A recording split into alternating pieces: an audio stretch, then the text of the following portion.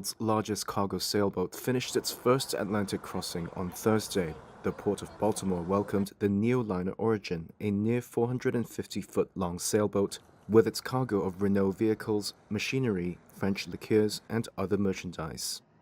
The boat earlier stopped at Saint-Pierre and Miquelon, a French overseas territory near Canada, but the crew of the Neoliner Origin had to partially rely on its motor for the crossing after a storm damaged its aft sail.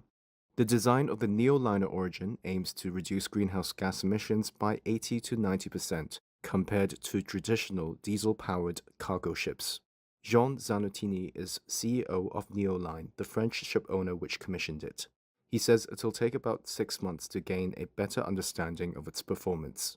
Wind propulsion is very interesting for that because it is free energy available everywhere, not always at the same amount, of course, but it is predictable and it is not impacting anywhere else. You are not relying on a very large infrastructure ashore to prepare carbon-free fuel, for example. You are more independent. So it's very interesting for small to mid-scale vessels, and we intend to prove it with this first pilot vessel.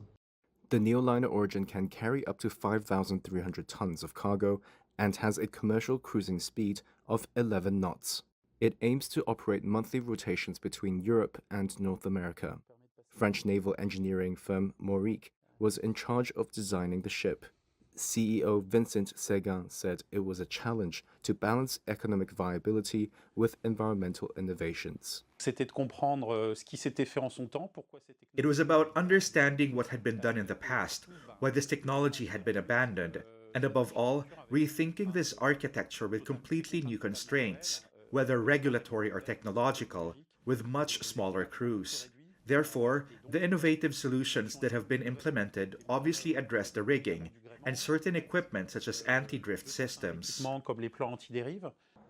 While newly designed wind propulsion systems like those on the Neoliner Origin are more efficient at cutting emissions, the UK National Clean Maritime Research Hub says other systems like adding sails to existing boats also exist, and such retrofitted vessels can achieve emissions reductions of 5 to 20% with no operational changes and up to 30% when optimized for wind conditions, meaning it's never too late or too costly to adapt to new winds of change.